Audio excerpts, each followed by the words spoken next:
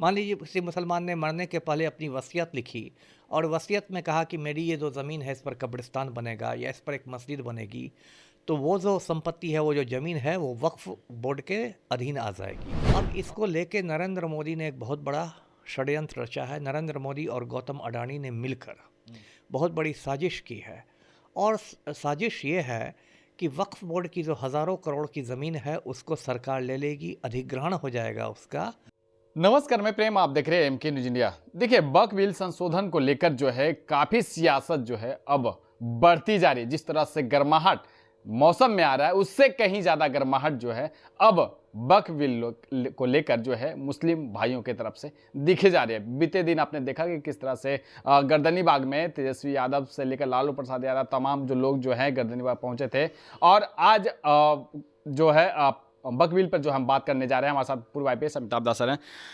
Sir, अरशदुद्दीन Owaisi जो है AIM chief जो है वो कह रहे हैं कि बक बिल जो है अब बक बिल को बर्बाद करने में लगी हुई है बीजेपी के लोग। देखिए, मैं शुरू से सारा मामला समझाता हूँ दर्शकों को, ये क्या माजरा है। देखिए, ये वक्फ शब्द जो है वो अरबी भाषा का एक शब्द है, अरबी ज़बान का। और वक्फ का मतलब होता है समर्पण, डेडिकेशन।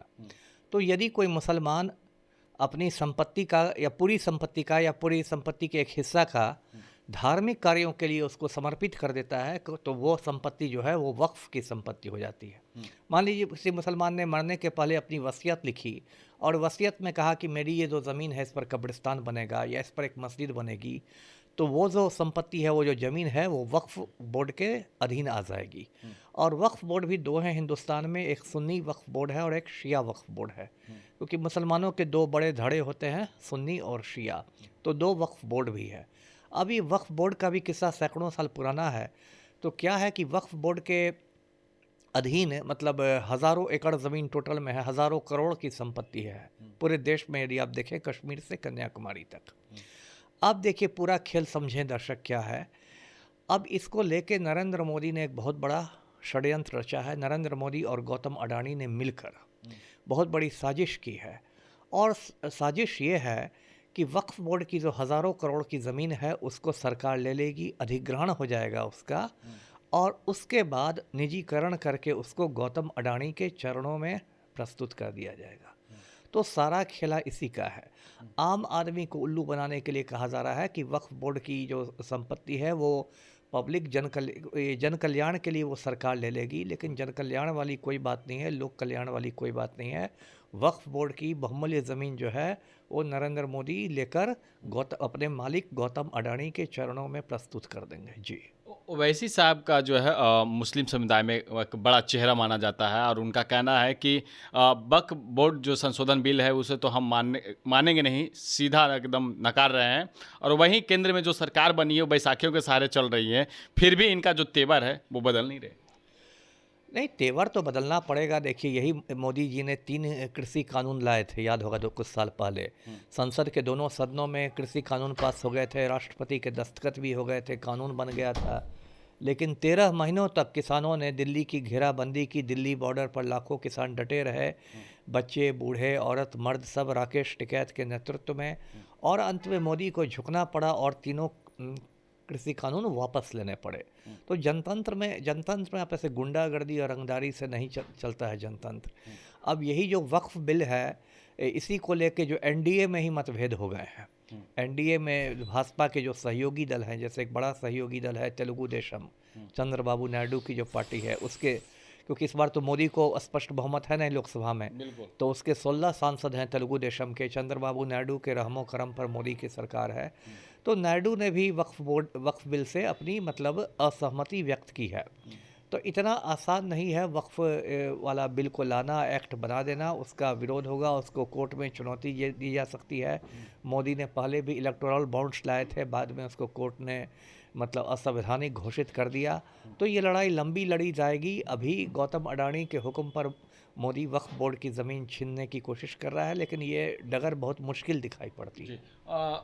इसका मतलब है कि ओवैसी जी का कहना बात जो है सही है कि बैसाखी के सारे, क्योंकि नीतीश कुमार भी चाहते हैं कि मुस्लिम का वोट हमें मिलेगा तभी हम जीतेंगे। चिराग पासवान हो या जीतन राम मांझी हो, तमाम जो जितने भी घटक दल के और जो केंद्र में जो मंत्री बने हैं उन सभी को तो मुस्लिम भाइयों ने वोट दिया है। सही बात है। लेकिन भाजपा की देखिए पूरी राजनीति जो है वो तो मुसलमानों से नफरत पर आधारित राजनीति है। लेकिन भाजपा के जो सहयोगी दल हैं जैसे जदयू है या मान लीजिए तेलुगु देशम है या लोजपा है, रामविलास है या जीतन राम मांझी की हम है, ये लोग तो मतलब ऐसा मुस्लिम विरोध वाली पार्टियां नहीं हैं, इनको तो मुसलमानों को भी लेना है साथ में। तो इसलिए और देखिए अभी क्या है, बिहार के संदर्भ में यदि बात करें तो अभी जो नीतीश कुमार ने, पलटू राम ने जो इफ्तार की दावत दी थी सीएम हाउस में, उसका बड़े बड़े मुस्लिम संगठनों ने बहिष्कार किया, बॉयकॉट किया, वो लोग नहीं गए। तो उसके बाद जदयू में भी खतरे की घंटियां बजने लगी। आज जैसे ईद उल फितर है, ईद का त्यौहार है, तो आज गांधी मैदान में जब ईद की नमाज़ पढ़ी जा रही थी तो पलटू राम दांत निपोड़ के पहुंचे थे टोपी पहन के मुसलमानों से गले मिलने के लिए। तो कहीं ना कहीं अंदर में घबराहट है पलटू राम में भी कि कहीं वक्फ बिल के मुद्दे पर मेरा जो मुस्लिम जनाधार है वो खिसक नहीं जाए।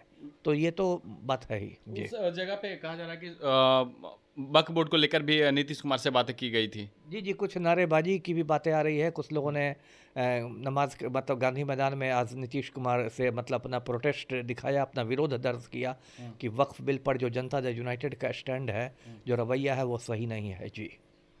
एक तरफ से जो है बीजेपी को जो है असदुद्दीन ओवैसी कह रहे हैं, चेतावनी दे रहे हैं कि मुसलमानों को जो है माफ़ अगर नहीं किए, मतलब जिस तरह से वक्फ बिल को लेकर के जो बातें चल रही थी, अगर उन चीज़ों को अगर ख़त्म नहीं करते हैं, चाहे खुली चुनौती है ओवैसी साहब की तरफ से, तो क्या इस चुनौती को जो है बीजेपी स्वीकार करेगी?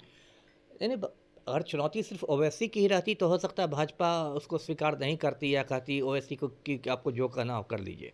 लेकिन यहाँ तो एनडीए के सहयोगियों से भी उसको चुनौती मिल रही है। मैंने अभी कहा कि तेलुगु देशम से भी चुनौती है, जदयू भी बहुत मतलब सहज नहीं है इस मुद्दे पर, रामविलास पासवान की जो लोजपा रामविलास और हम भी नहीं हैं। तो इसलिए ये अब देखिए, अब अगला जो चुनाव इस देश में है, बड़ा चुनाव, वो तो बिहार में ही है नवंबर में। और यदि भाजपा की सहयोगी पार्टियां इस पर विरोध करने लगें और एक बड़ा, अभी तो देखिए मुसलमानों का वोट तो ऐसा नहीं है कि ठीक है भाजपा बहुत वक्त अनदेखा करती है, लेकिन सौगातें मोदी तो देना पड़ता है ना। अभी तो एक सौगातें मोदी किट आया ना ईद के मौके पर, मोदी जी भी अपनी वाइफ को तो जसोदा बेन को मोदी ने जिंदगी भर कोई सौगात नहीं दी है, लेकिन मुसलमानों के लिए तो एक सौगातें मोदी आया ना वोट के लिए। हाँ, मतलब मेन तो पर्पस राजनीति में वोट ही रहता है। तो इसलिए ये इतना आसान भी नहीं है। मुझे लगता है कि अंत में क्या होगा कि वक्फ बिल भी एक तरह से ठंडे बस्ते में रख दिया जाएगा और ठंडे बस्ते में फिर कहा जाएगा कि ठीक है आगे देखा जाएगा, मतलब उसमें राजनीति टाल मटोल वाली हो जाएगी जी। क्या सच में जो है भाजपा के लोग जो है वक्फ की जो संपत्ति वो हड़पना चाहती है, और अमित शाह जो है वो जुमले वाली और धर्म की जो राजनीति करते हैं, वास्तविक है? नहीं, बिल्कुल वास्तविक है। इसमें अब क्या संदेह रह गया? इतने दिनों तक भाजपा की जो राजनीति आज से नहीं, जनसंघ के ज़माने से पूरे संघ परिवार की राजनीति है, मुस्लिमों के प्रति नफरत की। और अभी तो नरेंद्र मोदी जो 18-18 घंटे रोज़ काम करते हैं, वो सिर्फ उनका एक उद्देश्य है कि गौतम अडानी की दौलत बढ़ाना, गौतम अडानी का मुनाफा बढ़ाना। और ये भी जो वक्फ बिल लाया गया है, गौतम अडानी के हुक्म पर लाया गया है कि वक्फ की सारी ज़मीन पहले सरकार ले लेगी और फिर निजीकरण के नाम पर, प्राइवेटाइजेशन के नाम पर उसको गौतम अडानी को सौंप दिया जाएगा। जैसे देश के बहुत सारे हवाई अड्डे अडानी को सौंप दिए गए हैं, बंदरगाह सौंप दिए गए हैं, रेलवे की संपत्ति सौंप दी गई है, उसी तरह नरेंद्र मोदी के मालिक गौतम अडानी को वक्फ की ज़मीन भी सौंप दी जाएगी। पूरा षड्यंत्र यही है जी। एक आखिरी सवाल रहेगा कि असदुद्दीन ओवैसी जो है जिस तरह से अपने धर्म को लेकर के जो बचाव में जो उतरे हुए हैं, तो क्या लगता है कि उनके साथ जो ये मूलतः हैदराबाद की पार्टी थी, और वो भी जो ओल्ड हैदराबाद है, चार मीनार वाला इलाका, उसकी पार्टी थी। इनके जो पिता थे सुल्तान सलाहुद्दीन ओवैसी, वो भी वहीं राजनीति करते थे। पिछले कुछ सालों में ओवैसी ने इसको पूरा मतलब अखिल भारतीय पार्टी बनाने की कोशिश शुरू की है। और बिहार के संदर्भ में यदि कहें तो थोड़ी बहुत इसकी पकड़ जो है वो सीमांचल में है, क्योंकि सीमांचल में मुसलमानों की एक अच्छी खासी आबादी है। किशनगंज में तो 70% आबादी मुसलमानों की है। और पिछले चुनाव में ओवैसी की पार्टी के 5 विधायक चुने गए थे, जिसे बाद में 4 को तोड़ लिया तेजस्वी यादव ने। अब तो बस एक अख्तरुल इमाम बच गए हैं। तो इस बार भी जो 25 के चुनाव होंगे नवंबर में, उसमें भी मुझे लगता है कि ठीक है बिहार में हो सकता है कई जगह पर वो लड़े हैं, लेकिन जो उनकी जो मेन पकड़ है वो सीमांचल में ही देखने को मिलेगी जी। धन्यवाद। तो आपने देखा कि किस तरह से वक्फ बिल को लेकर जो है अमिताभ दास जी ने कितना खुलकर बताया है कि क्या कुछ होने वाला है, राजनीतिक के जो है कितने गिरावट आ सकते हैं और एनडीए को कितना घाटा हो सकता है अगर इस तरह का जो बातें रही और जो मांगे रखी गई है मुस्लिम भाइयों की तरफ से और जो बातें सामने आ रही थी कि उनका विरोध भी किया गया है। और बीते दिन आपने देखा था कि किस तरह से गर्दनी बाग में भी प्रदर्शन हुआ था जिसमें तेजस्वी यादव और लालू प्रसाद यादव से लेकर तमाम महागठबंधन के लोग पहुंचे थे और ये भी कह रहे थे कि हम अगर आप एक कदम बढ़ाते हैं तो हम पूरा जो है उसका जो है पुरजोर जो है विरोध करेंगे। तेजस्वी यादव ये भी कहते हुए नजर आ रहे, लेकिन अब देखना होगा कि क्या कुछ बाहर निकलकर अब आता है। फिलहाल इस खबर में इतना ही, देखते रहेंगे इंडिया। धन्यवाद।